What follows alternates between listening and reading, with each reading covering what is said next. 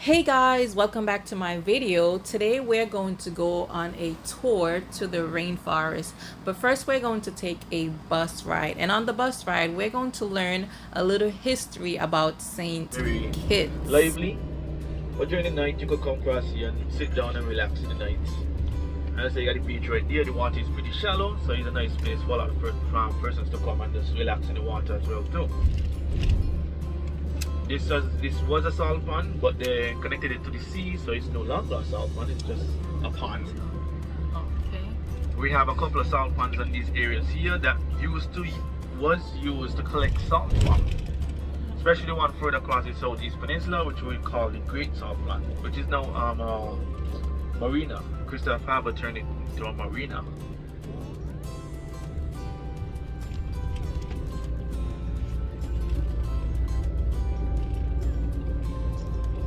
We have the yacht club right here, St. Kitts Yacht Club. So if people who want to try to sail a boat, children who want to learn to sail a boat, you sign up right here. Apparently that's my brother is today. He's one of the teachers there for the yacht club. One thing with Frigate Bay, this whole area is called Frigate Bay. One thing with Frigate Bay is that not very, the soil is not very rich. That mountain on the right of us called Timothy Hill, and then the other one over here where all these houses are located on. These mountains at one point was separated. It's during the whole development of the island, when the island was trying to figure out what shape it wants to create, be. All this between here was water, but over time, millions of years, sand, silt, different kind of debris came and collected between here, connecting these two mountains together. So the soil over is mostly sandy, so it's not that rich. So you won't find a lot of variants of plants growing over here easily, unless somebody plants them, which a lot of hotels tend to do. So we usually dry, almost dry. Right now we're in the dry season, so that makes it even worse. And the mountains them are mostly rocky. They're not really soil or anything like that. They're mostly rocky. So building on one of these hills is not the easiest thing to do, and it's not the cheapest. At one point, Frigate Bay was where the wealthy folks of the island stayed. They come over here to build the big houses. To us, these are big houses, don't judge.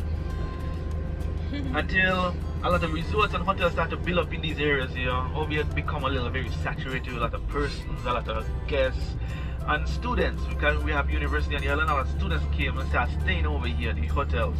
So a lot of the houses over here actually turned into apartments.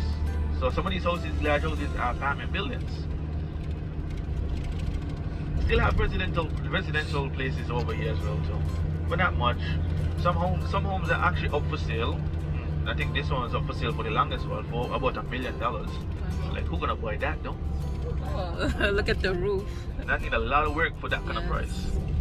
So you know not much people gonna go for that. So a lot of the homes over here are up for sale. Because some persons, they're not even living on the island. They might just rent out the house and stay abroad. The amount of them are located over Frigate, especially the Windsor University. They stay in this Royal St.kitts Hotel. A lot of them stays in the Royal St.kitts Hotel. Oh, that's a hotel that Chinese is being built. Slowly but surely. And then coming up here we have the Ross University of Veterinary and Medicine.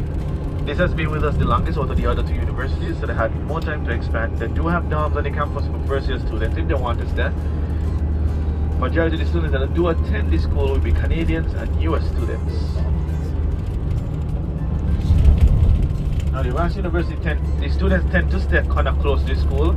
So a lot of the buildings on the right side of us, these are apartment buildings that was built by private persons. Person own them, rent out for the students, just convenience.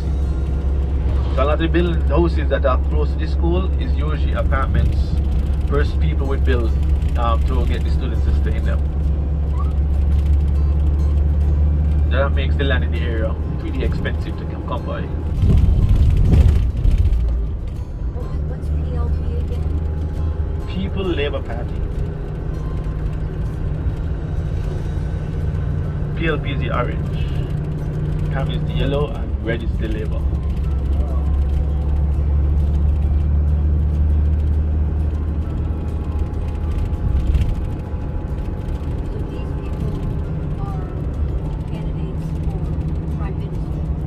for the party. The island is divided into 8 constituencies, and each constituency have somebody running for that area. The party that wins the most seats, the person the most constituencies, wins the whole election. So these persons will be they'll be running for that party for this constituency, and when they win, they will get appointed a task to do in the government. But the leader of the party is who's going to become the prime minister.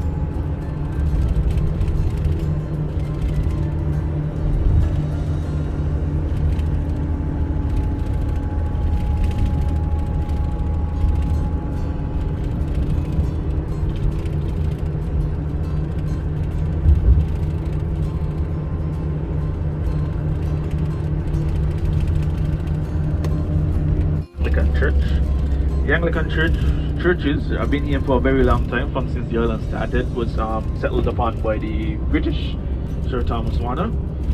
Well, English, the Anglican. So because of that, each parish on the island has an Anglican church within it. There are 8 parishes, and the parishes are named after the Anglican church. We do have other religions on the island, a lot. But the main ones, the 3 oldest ones will be the Anglican, Roman Catholic, and Methodist. Roman Catholic because the island was settled upon by the French as well too. The 2 ends of the island was settled by the French, where just the center was settled by the English. The Methodists were here because the slaves were not able to worship within the churches. They were slaves. You can't do that. So the Methodist Church was the only church at that time who allowed the slave to worship within the church. So you find a lot of those churches, we got a lot of older buildings, where then the modern churches might be a little more modern looking buildings. I call them pop-up churches. They just randomly pop up all over the place on the island. But I think the Caribbean itself is a very religious place. We tend to follow a lot of religion. As growing up as a child, you tend to have to go to church. Whichever church your parents go to, you're going to. It's when you get older, then your parents kind of give you the option. You're going to church or not. If you're not, oh well. So the village we're going to right now is called Challengers. The first free village on the island. After slavery was abolished, John Challenger, he was the owner of the plantation for the area, decided to sell the land to the newly freed slaves, allowing them to own a piece of the island for the first time. Now coming up around the corner down here, we have a river that is called the Bloody Point River. Got its name because of the massacre that took place at the river. Over 2,000 Caribbeans lost their life to the English and the French, and their bodies was left in the river and it ran blood for 3 days. It was an effort for the British was fooled, and the French were just lured into it. It would happen. This whole incident happened around 1620, I think. What happened is that the Caribbeans, the natives who lived on the island before the French or the English came here, they were warlike and they was great at fishing. They had an enemy tribe called the Arawak tribe that settled in the Greater Antilles, the larger islands up north, like Cuba, Hispaniola, Jamaica, Puerto Rico. They settled up there. They was more peaceful and they was really good at farming. The Caribs would journey up there to them, attack them, take their wife, bring them back down here, rape them to get kids. Very bad. So one lady that said got away from the Caribs, went to Sir Thomas Warner and told him the Caribs was planning to attack the English and the French to get them off of the island. Some people said that it was a lie. She was just her trying to save her tribe by pinning the English on the Caribs. Well, Sir Thomas Warner believed her, went to the French, joined with the French and ambushed the Caribs at that river, killing them off. That river was where the Caribs worship their gods. They have multiple gods, so they have Carib drawings on the walls. That is slowly eroding away up on the river, and also is where they would farm their plan to attack the Arawak tribe as well too. So it was the perfect place for the English and the French to ambush them and kill them off. Some managed to escape to neighboring islands. Dominica do have a reserve for the Caribs to continue living their lives peacefully in the forest. But as far as I know, there are no living Carib descendants on St. Kitts. All of them was wiped out. After the whole fight, the English and the French went and fight each other. With the result, the English losing the fight, losing the island. But Brimstone Hill, the fortress over on the left, in the distance, was the last stand for the British. But because of a treaty, the English managed to get back the island and some of the territories, get them back from the French. But right now we are independent. We are about 35 years of independence. But moving out from your mother's home doesn't mean you're actually independent. Because you're still gonna call your mother, you're still gonna go over there looking for food and such. In that kind of case, the islands that were and still under English command is part of the Commonwealth.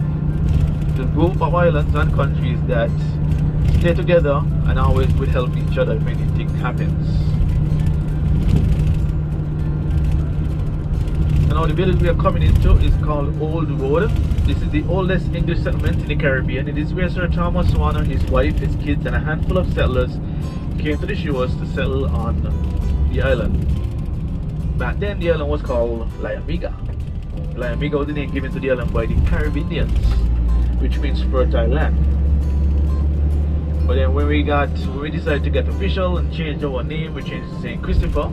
And decided to keep the name Layamiga but give it to the volcano.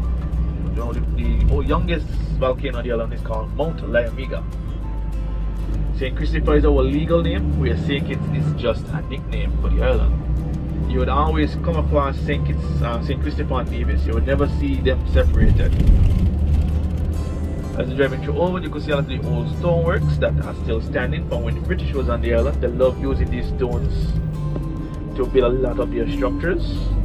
The old Methodist church on the right of us, I think it's 1838 it was built. They did a little remodeling, so it might look a little.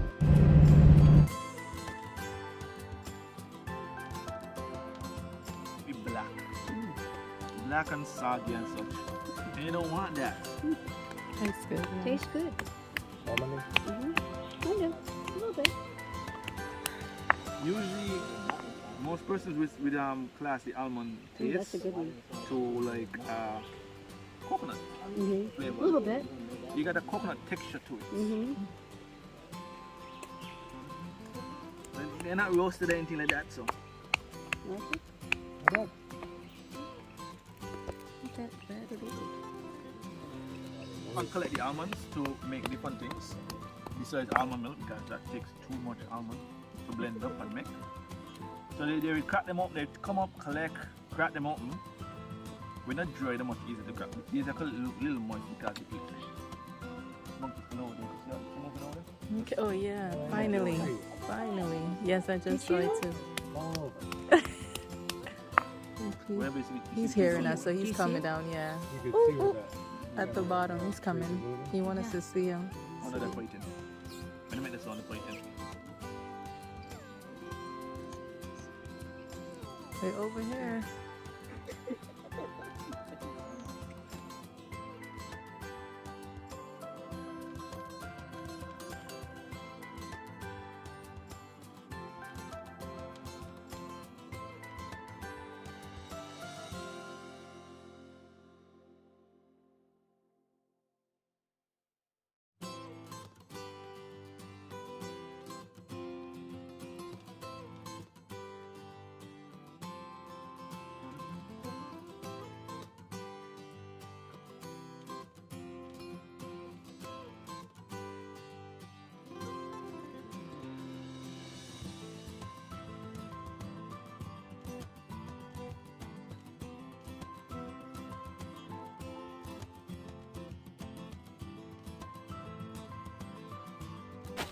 We have the pipes, you see pipes running here. These pipes really is what you use to transport water. Transport water down. So the Windfield River is one of the water intakes and one of the rivers that we collect water from to provide for the villages.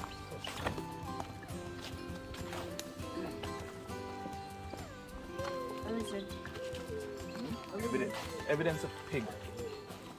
How the dirt is Oh, Good up okay. here? Mm-hmm. Evidence of what? Pig. Oh, yeah.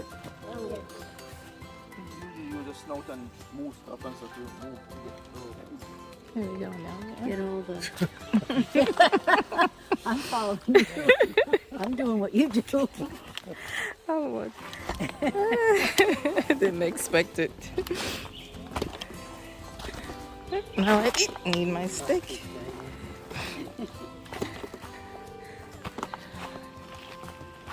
Careful. Slippery.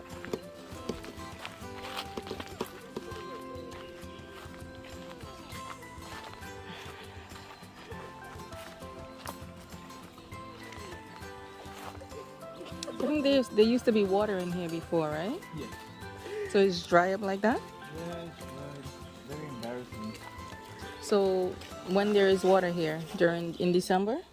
Rainy season is from November to April, about April. Mm-hmm. So rainy season. After that, we're gonna start to go into the dry season where we get very little rainfall. And because we do collect the water from this river, you won't find much water running coming down this far. Because Oh, we collect the water way up. Because usually the river will run because wherever water cannot go into the pipe, it just overflow and just continues draining down. Because not much water is going into the system, They collect for it to everything. overflow, the river wouldn't be running. Unless we get heavy rains after. But this is just spring. So even if you got a little bit of water running in a particular area, you might not have your water nowhere else. Because the water might be soaked up into the ground somewhere else, popped up some other spot, and just flow a little bit, and then go back in the ground and continue doing that constantly on the way down. So that's how springs usually work. Every time the water goes on the ground, it cleans itself, and then it comes back up as fresh water that you could drink with no problem. Okay, interesting. That's what you said. That's what you're saying. Oh my gosh. Vines coming. A lot of moss. You said no water. When there's water coming down, Yeah. and you can still walk across here, You can still walk across. You just have to kind of be careful because the water might be running heavy, so you have to kind of. but it's not a big thing of water. No, It's just not trickling. deep. Not deep. Just a stream running down. Unless it's like a heavy rainfall, maybe like if rainfall for like 2 days. Right. The part I could never really see. Remember, it's a long time I haven't seen any of the pods off the tree. What do you think? Because monkey usually eat them as well. But the tree itself is not the most interesting thing. It's the root system of the tree. This root system is called the buttress roots. It's called buttress roots. The roots usually run above ground, they don't really go down deep, and they spread out away from the tree. So the older the tree is, the farther the roots spread away from the tree. That will make it a very stable and strong root system in the forest. No matter which direction wind's coming, hurricane could be coming on you in the forest, this tree will stay standing. The Caribbeans use these roots as a means of communication by taking a rock or any blunt object and hitting on different areas of this root. You will get different sounds. Wow. Dominic, you want to demonstrate? Go for it. I don't know where a root. There's a rock up there. Where's the root? It's a herbal plant, a herbal leaf. The tree is straight above us. That one over there with a lot of white spots on it is the trumpet tree. The leaf would fall off the tree green. The brown part will be green when it falls off the tree, and the white part stays white. But the lines in the back will stay, which will be green as well too. And then it dries brown like this, with the white part staying white. You don't need to use the whole plant. So what the tour guide didn't finish telling us is that you can use piece of the plant, you add hot water to it, and once it turns brown, you can use it as a tea. Guys, if you made it to the end, thank you very much for watching. And it was a great trip overall. You didn't see a lot and you didn't hear a lot because I didn't want to just videotape everything. I wanted to enjoy the trip, which I did.